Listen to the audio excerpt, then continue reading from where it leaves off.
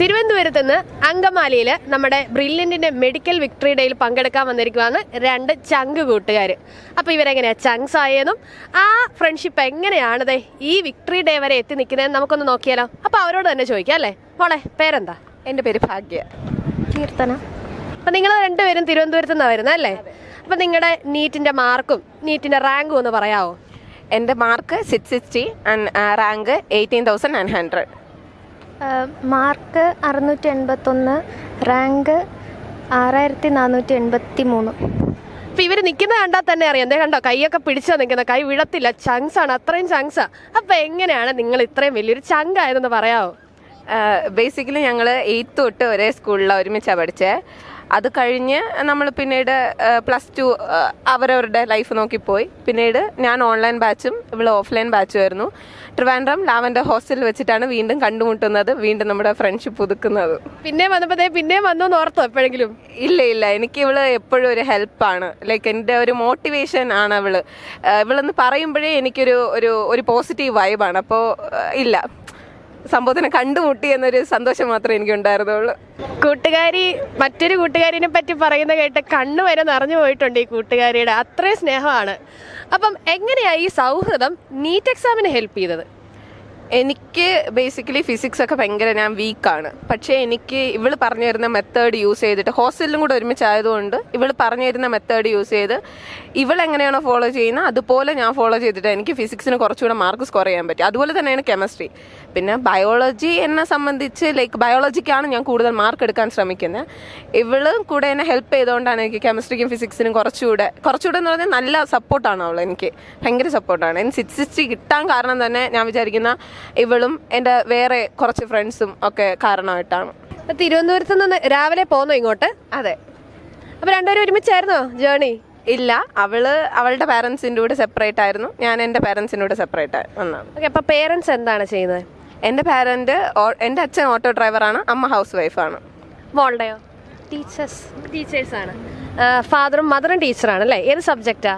അച്ഛൻ ബയോളജി, അമ്മ chemistry. Father ബയോളജിയാണ്, അമ്മ കെമിസ്ട്രിയാണ്. അത് മോളുടെ നീറ്റ് പ്രിപ്പറേഷൻ എന്തെങ്കിലും ഹെൽപ്പ് ചെയ്തോ? എങ്ങനെ ഫാദറും മദറും സപ്പോർട്ട് ചെയ്തേ? നീറ്റിന് ബ്രില്യൻറ്റിൻ്റെ കോച്ചിങ് തന്നെയായിരുന്നു. +2 വരെ അമ്മ ഹെൽപ്പ് ചെയ്തു. അച്ഛൻ UP-യിലായിരുന്നു, ഇപ്പോഴാണ് ഹൈസ്കൂളായിട്ടത്. അപ്പം മോളുടെ വീട്ടിലെ സിബ്ലിങ്സ് ആയിട്ട് ആരാ ഉള്ളത്? ചേട്ടനാ അല്ലേ? അപ്പം ചേട്ടൻ എന്താ ചെയ്യുന്നത്? എഞ്ചിനീയറിംഗ് ആണ്. അപ്പം നിങ്ങൾ ഇതിനു മുമ്പ് ഇതുപോലെ ഒരു വിക്ടറി ഡേ ഒക്കെ യൂട്യൂബിലൊക്കെ കണ്ടിട്ടുണ്ടായിരുന്നോ? അല്ലെങ്കിൽ സീനിയേഴ്സിൻ്റെ കൂടെ നിന്നൊക്കെ നിങ്ങൾ കണ്ടിട്ടുണ്ടായിരുന്നോ?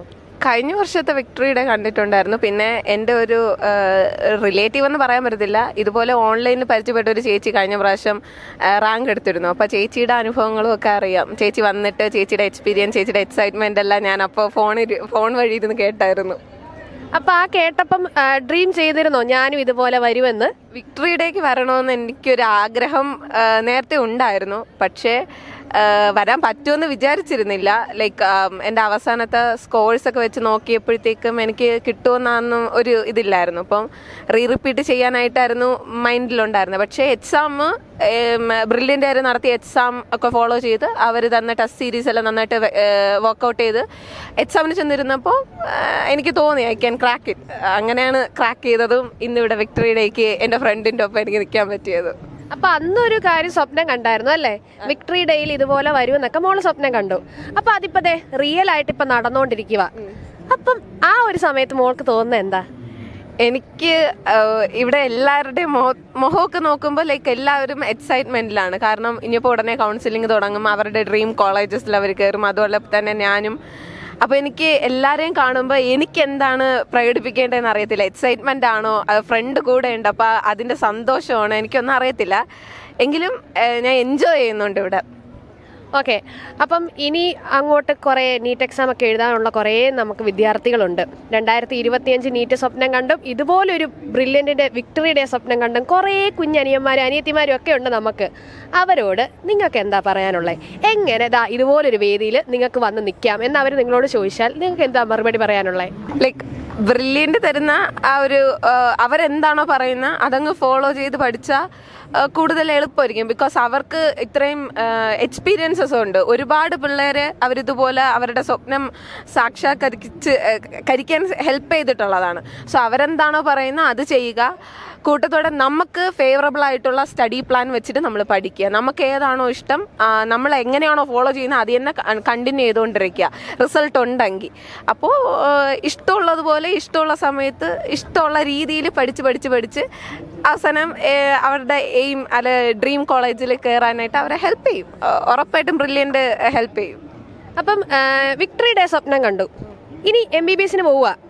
ഏതെങ്കിലും ഡ്രീം കോളേജ് ഉണ്ടോ മനസ്സിൽ, എനിക്കിത് വേണം അല്ലെങ്കിൽ എനിക്കിത് കിട്ടിയാൽ കൊള്ളാമെന്നുണ്ടോ? ട്രിവാൻഡ്രം മെഡിക്കൽ കോളേജ് ആയിരുന്നു എൻ്റെ ഡ്രീം. ദെൻ അതിന് പുറമെ എനിക്ക് CMC വെല്ലൂർ ഭയങ്കര ഇഷ്ടമാണ്. ലൈക്ക് അവിടുത്തെ ആ കോളേജിനെ കുറിച്ച് ഒരുപാട് നല്ല ഫീഡ്ബാക്ക് ആയിട്ടിട്ടുണ്ട്. അപ്പോൾ CMC വെല്ലൂരും ഭയങ്കര ഒരു ഡ്രീം കോളേജാണ് എൻ്റെ മനസ്സിൽ. മോൾക്ക് കേരളത്തെ ഏതെങ്കിലും ഗവൺമെൻറ് കോളേജ് കിട്ടിയ കേരളത്തിൽ തന്നെ നിൽക്കാനാണ് ആഗ്രഹം, കേരളം വിട്ടു പോകാൻ താല്പര്യമില്ല? ഇല്ല. അപ്പം ദേ 2 ചങ്സ് ഒരുമിച്ച് നിൽക്കുന്നു. ഇനി ഒരുമിച്ച് ഒരേ കോളേജിൽ തന്നെ അവർക്ക് പഠിക്കാനുള്ള ഭാഗ്യം കിട്ടട്ടെ എന്ന് പ്രാർത്ഥിക്കുന്നു. 10ാം ക്ലാസ് തൊട്ട് ഒരുമിച്ചുള്ളവരാണ്.